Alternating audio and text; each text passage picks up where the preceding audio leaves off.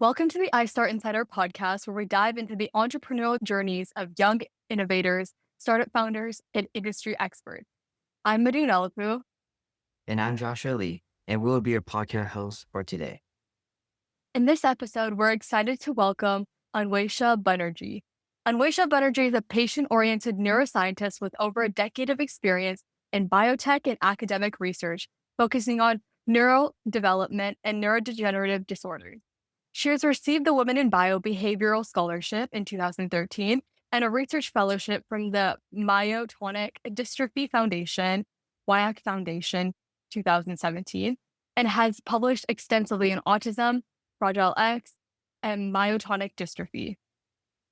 She's a distinguished Toastmaster and active member for over 7 years, and Anwesha has held several leadership roles, including District Director for District 14, overseeing operations for 3,000 plus members in Georgia. Her passion for public speaking has earned her numerous awards and culminated in a TEDx talk on overcoming stage fright through neuroscience. Her journey with Toastmasters has transformed her from a shy speaker into a confident communicator and leader. Good afternoon, Miss Laundry. Thank you so much for joining us today. How are you? I'm doing fantastic. How are you? That's good. Great. We're doing amazing, and we're so happy that you joined us today. Me But too. we're really Likewise. curious. Yeah, we're really curious. So, as an experienced and passionate researcher, what sparked your interest to pursue the field of neuroscience? What helped you cultivate or discover your passion over the last couple of years? Well, I think I'm a biologist from heart and from my childhood days. I always found it fascinating how you can put a plant under the sun and they can make their own food without anybody having to cook anything and put in their pots. So I think that's where my curiosity started. Neuroscience came along a lot later, more in my college days, when I found that how we think, how we remember things, how we feel so many things are all because of how our brain functions. That was probably the tipping point when I said, okay, this is something I need to understand and explore more. And hence my journey. Ever since I've delved into the world of science, I think I have always had more questions coming up every day than all the answers I could find. That's why I'm still here in the space. That's really a good motivation, like a grid pusher for your passion. Yeah. So we're also curious, like, what was your journey like and how did you get to this position? You've earned so many honors and you've had so much experience. And we just want to know what are some hurdles you faced and how did you get over them? Just your entire journey. Absolutely. Well, I've grown up in India and my education was more basic biology. I was not sure what I wanted to do, whether I wanted to go to med school or not. A couple of my friends actually said, why don't you try, like, do you want to get a degree in a master's degree from US? I'm like, sounds like fun. It'll be 2 years of fun. And I came here to get my degree, but then I actually started working in a neuroscience lab because I had time between my classes and courses. And that was super fascinating because they were studying autism and through animal models and building and understanding what goes on in the brain. So that was not an easy switch because I thought I'll be there in US for 2 years. And here I got accepted in a PhD program. So my next 5 or 6 years was struggling because you're always away from family and home. So those were the main struggles. The scientific struggles are always that it's a very complicated part of the body and it's very hard to study and you want answers quickly. You want the answers to be right. But becoming a scientist has taught me to calm down and understand that you won't always get the right answers and you won't always get the answers easily. As long as you're building those small pieces of the puzzles and putting them together, you are on the right path. So those were some of the struggles initially. Once I finished my PhD, I did my postdoc at Emory. So I was in Emory, Atlanta for a few years. And that's where I continued my research career. Then I worked as a clinical scientist in the Bay Area. That's where I live now. That was more in designing clinical trials for human patients who were trying to overcome disease like Alzheimer's and Guillain-Barré syndrome and other CNS diseases. So my journey has always been somewhere in neuroscience, but instead of a struggle, I call it an opportunity to explore this different aspect of neuroscience, from academic research to clinical research in industry. Now I am more on the patient and strategy side with a pharma company. It has always been about science, which was right up and center. There are different aspects that I continue to explore as opportunity. And I'll probably keep doing that in future too. Yeah, that's great to hear. And I'm also just like curious about like your coursework. Is there like a certain class you enjoy throughout your entire education? Can you tell me a little bit about it? Hmm? Yeah, I think the molecular neuroscience class that I first took during my PhD was quite fascinating because you start learning about the neurotransmitters in the brain, the GABA and the glutamate, how they really modify our neuronal function. Imagine we have billions of neurons in our brain and they exactly know when to fire and what they need to do. They know their job so well. So that molecular neuroscience class was really something that opened my eyes to this new world that what a brain can. Yeah, I mean, such a versatile organ. Yes, it is. Yeah. So, what would you say is like your greatest accomplishment? Can you describe that initiative that you're most proud of, where you took action about something you cared about?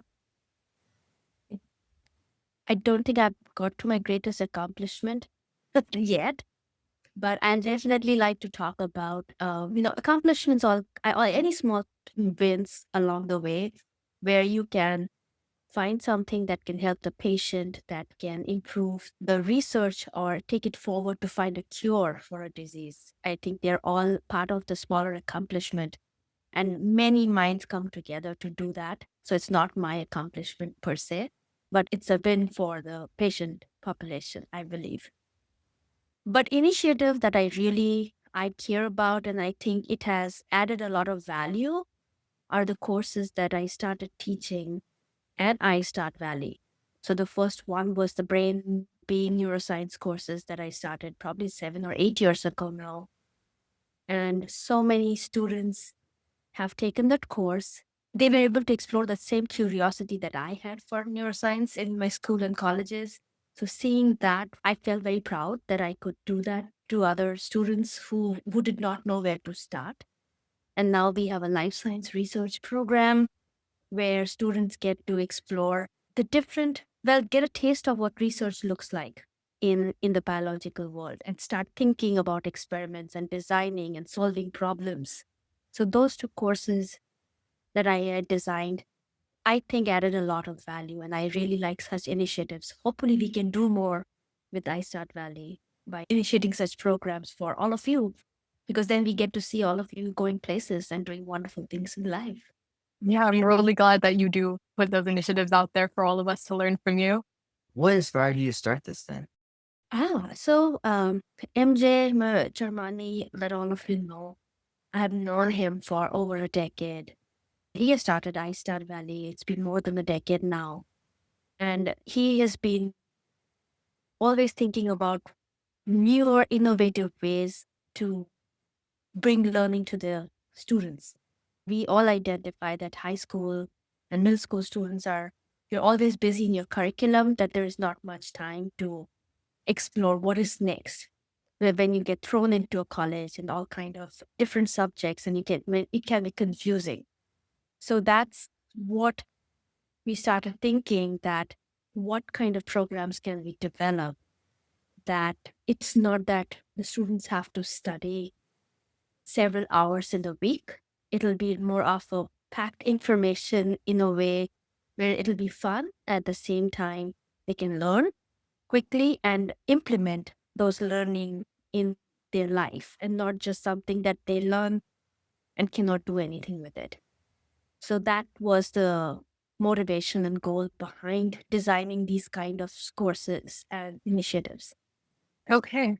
And back to your research, like what inspired your research on finding a cure for myotonic dystrophy? Of course, there's always a lab that's interested in a disease space like that. But myotonic dystrophy, if you know, myotonic means muscle. So dystrophy means the muscle is degenerating. So from the name itself, it's a disease that the muscles are getting weaker in people, right? However, I got to meet patients of myotonic dystrophy through my fellowship, and they said that their brain issues were more severe than their muscle issues. They have something called hypersomnia, where they can sleep 17 hours a day and still feel sleepy. They have something called brain fog, their cognitive impairment. That was a big motivation in the field for multiple researchers across institutes to start looking at how the brain is impacted in this disease. Do we have a cure yet? No, but we are a lot closer to understanding the mechanism of what's causing the pathology in the brain. And hopefully, sooner than later, there will be an effective treatment that helps the patient population. Okay, that's really fascinating. I've never heard of that before. So that was interesting to learn. And can you give us like a brief summary of your TED Talk X on the stage fright? I watched it, I was like really interested, right? So how did you overcome your stage fright then? I have never overcome. I always have stage fright. That's the whole point. You cannot overcome it. You just get used to it. And it's something that doesn't bother you anymore after a while. So basically, I'm a neuroscientist and I'm also part of Toastmasters, which is in the public speaking. So I had to speak a lot. And that made me think around the line that how can we have a scientific explanation of what stage fright is and how we can manage them in our situation, because all of us have to speak in a public forum all the time. And that's where we realized we have a part of the brain called amygdala that is always like a flight and fear response. That's the first thing that gets activated when when you are on a stage. However, you have another part of the brain called basal ganglia. That is part that helps us get habituated to things. By basically speaking a lot, you transfer that fear response into something, a habitual mechanism that's going on in the background, but it doesn't affect your performance on the stage. So that's pretty much the summary of, or the main point is what I wanted to deliver. And I used, of course, several examples that you may have seen when you watch the talk. Amazing. So then was there like any other experience besides stage fright that took you a lot of tries, like learn by doing? Oh, imagine a PhD. That's why there's no set time of when you can finish a PhD. Some people finish it in 3 years, some people 5, and there are people who even take like 7 or 8 years. That's because you are learning by doing. You are designing experiment, you're making your hypothesis, and then you go to the lab, you run those. More often than not, they don't work. So, okay, you learn something from it and you redesign and redo and repeat the whole process. So everything about being a scientist and becoming a scientist is learning by doing, and in the process, not feeling demotivated or demoralized because again, you're trying to find a very complicated answers that are not easily available. Oh, yeah. And on the same like wavelength as learning by doing, over your career, you've worked hard to achieve many things. How do you stay motivated?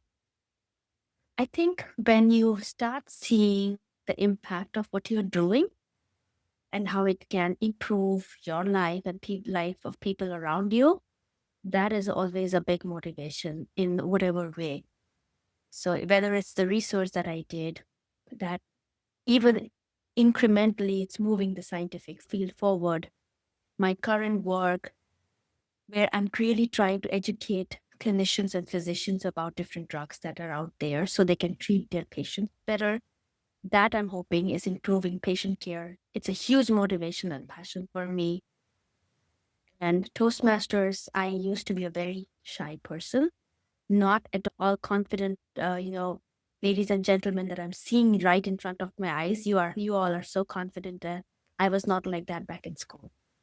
So Toastmasters over time has helped me develop the confidence to speak impromptu.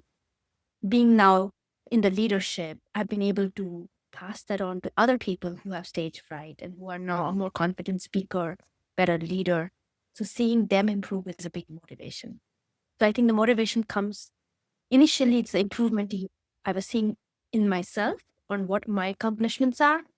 But now I feel more motivated when I'm able to change someone else's life for the better and help them in my own small way. Yeah, I think it's safe to say that you're a very inspiring and guiding person. Yeah. So, what advice do you have for other aspiring public speakers, scientists, and entrepreneurs out there on like how to keep pushing themselves to work harder?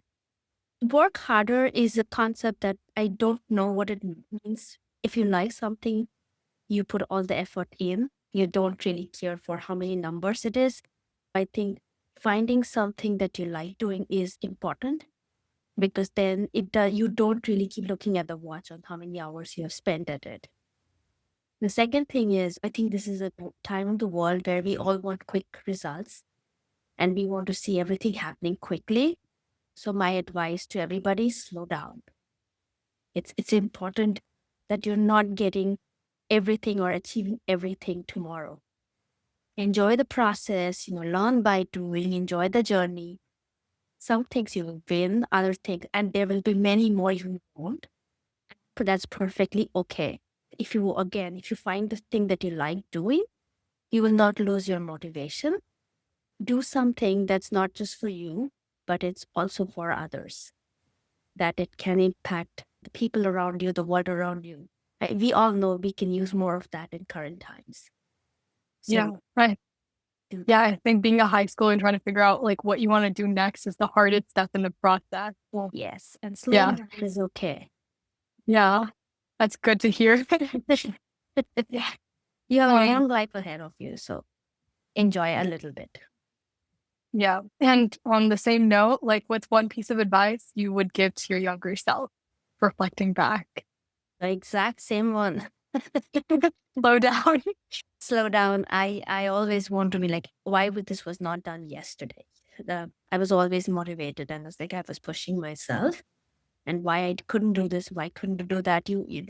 I often get caught in that thought process, right? Failure is not something that feels nice when you don't get something, but now everything added up. There were small wins along the way that I celebrated. I learned doing that more. So I said, slow down. It's totally cool. It all comes together as you start moving ahead. Yeah.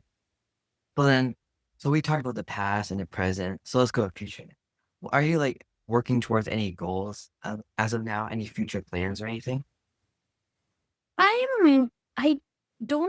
I am not a person who make a 5-year, 10-year plan. I think this question came up with another discussion in some group. I don't remember where, but I am a big picture person. As long as in the higher eagle's eye view, I can see that I'm moving in certain direction and creating positive impact, challenging myself, learning something new, making some difference. I'm very happy with that. As you saw, my career has spanned from being a student to in academia to a bench scientist to now more in education and strategy. I have just didn't know 10 years ago that this is where I'll land up. So I think I'm going to keep saying yes to newer opportunities and something where I can learn something new along the way. So let's see where it happens. Maybe we can do this again 5 years later and you tell me. Yeah, sounds good. Really goes with your theme of like just like slow down and do whatever comes to you. Enjoy the Yeah. ride. Yeah. That's all we have for you today. Thank you so much for joining us. Your journey has been very inspiring to the both of us talking to you and probably everyone that's going to listen to you. We just want to thank you for being a part of the iStart team. Thank you, Madhu, and thank you, Joshua, for Thank you. having me. Mars. Thank you so much.